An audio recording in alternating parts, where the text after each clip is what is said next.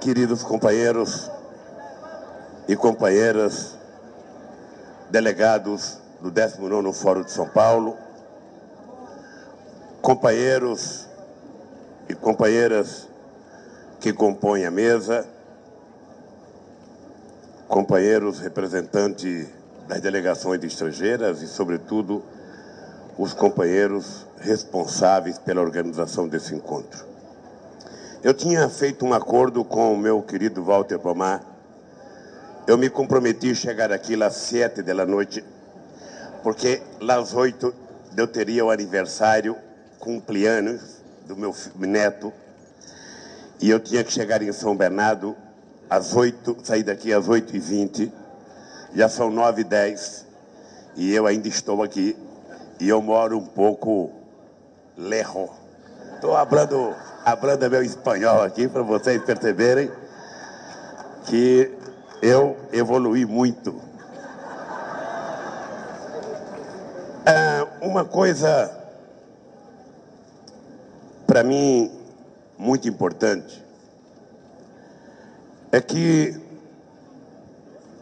eu acompanhei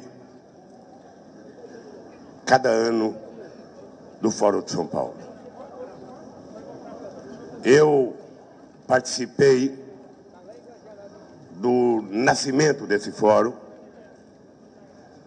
tive o privilégio de participar da primeira reunião no Hotel Danúbio, em julho de 1990, tive o privilégio de participar em Cuba, em El Salvador, em outros países,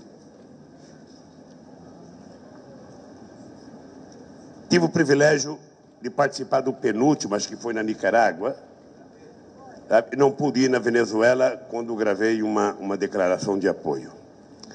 Eu certamente não vou repetir aqui o que todo mundo falou, porque eu estou preocupado. Eu tenho que falar pouquito e despacio, porque senão o Departamento de Estado americano está gravando ou está filmando, e isso não é uma coisa boa. Eu tenho que tomar cuidado.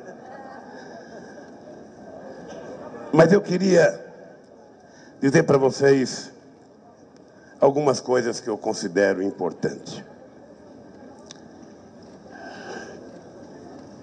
Em 1990, ou melhor, em 1980, a esquerda latino-americana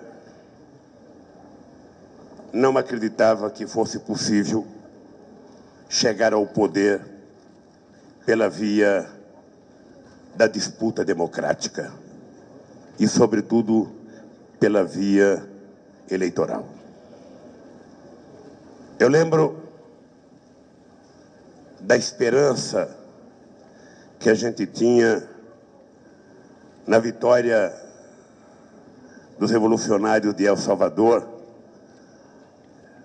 em 1980, quando participávamos do primeiro aniversário da vitória da Revolução Sandinista. Eu lembro do que pensavam os partidos de esquerda nos anos 90, na primeira reunião no Hotel Danúbio. E eu, em 1985, tinha feito uma entrevista para um jornal importante aqui no Brasil, dizendo que era muito difícil que um operário metalúrgico pudesse chegar ao poder pela via do voto. E a história se encarregou de provar que a democracia exercida a partir da participação das massas, ela pode ser a melhor fonte para que a esquerda chegue ao poder em qualquer país do mundo. Vamos ver a experiência do companheiro Chávez. É importante lembrar que em El Salvador a gente não deixou o Chávez participar do Fórum de São Paulo, porque nós não admitíamos que golpistas participassem do Fórum de São Paulo. É importante lembrar, porque nós temos tradição e contradições, que é o jogo da democracia. O dado concreto é que pouco tempo depois, o companheiro Chaves, que não tinha logrado uma vitória pela via da luta armada, chegou ao poder pelos braços do povo da Venezuela de uma forma extraordinária. E é importante lembrar que desde 1998, quando Chávez chegou ao poder, até hoje, uma grande parte da elite da Venezuela não admite a chegada do Chávez ao poder. Como talvez uma grande parte não admita a chegada de Maurício Funes em El Salvador.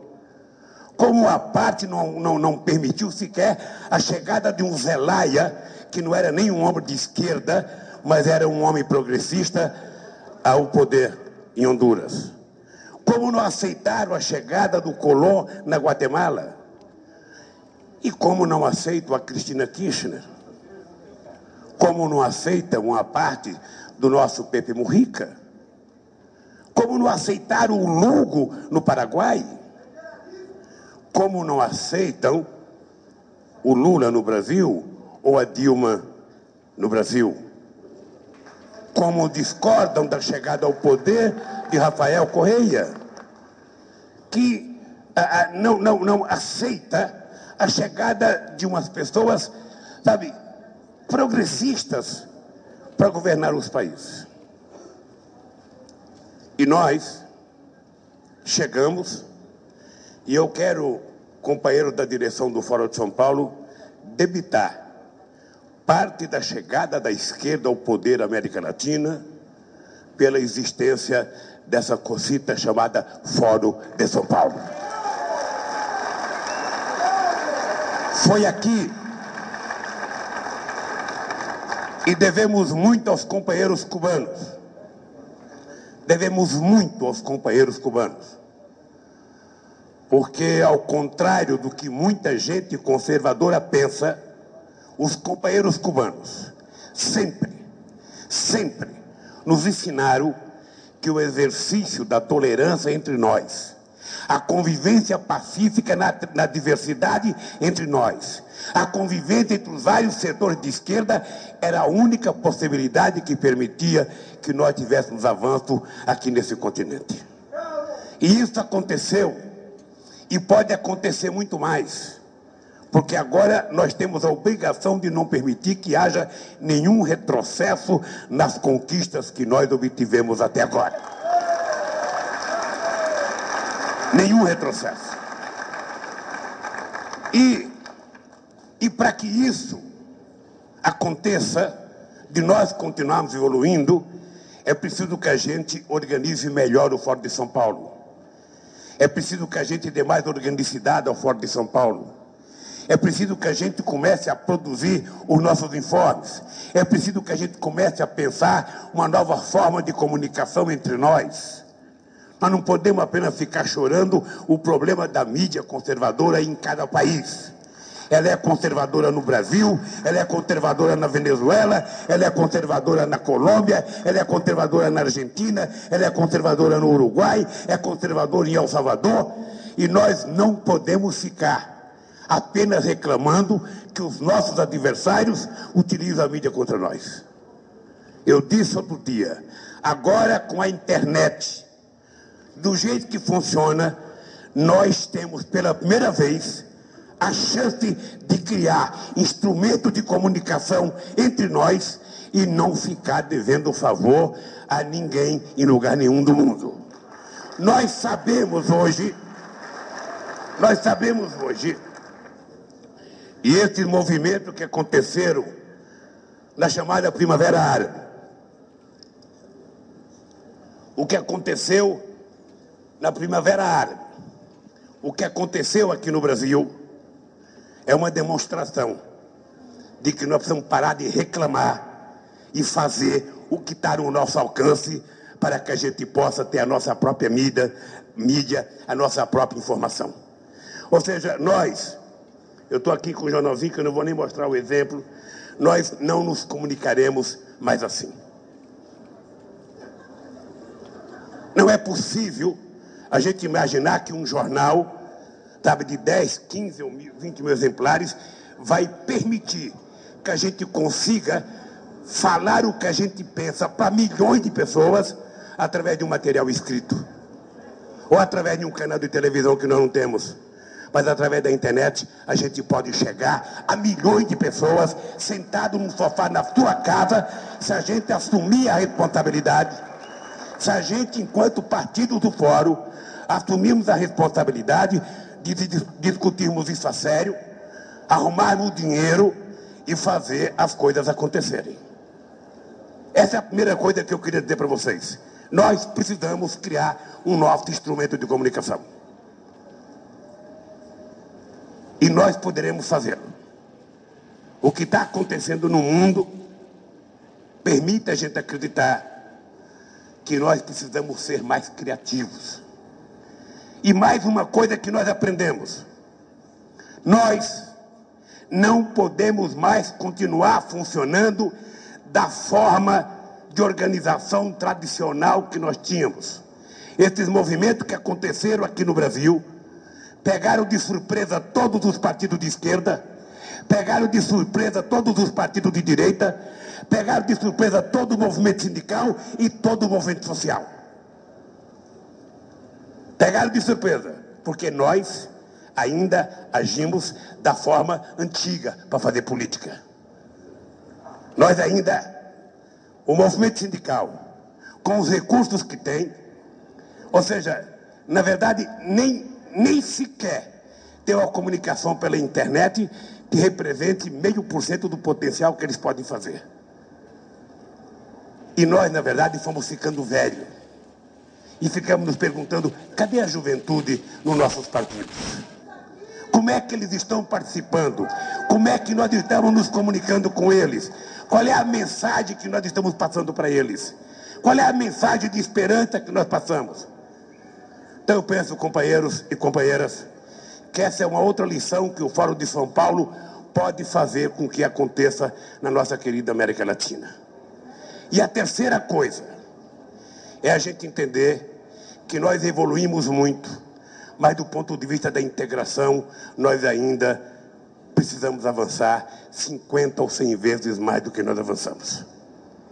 Os nossos dirigentes partidários, primeiro, precisam saber que nós precisamos trocar mais informações, trocar mais experiências. Os nossos governantes precisam pensar que eles têm que dividir o seu tempo entre cuidar da política interna de cada país e cuidar da política de integração.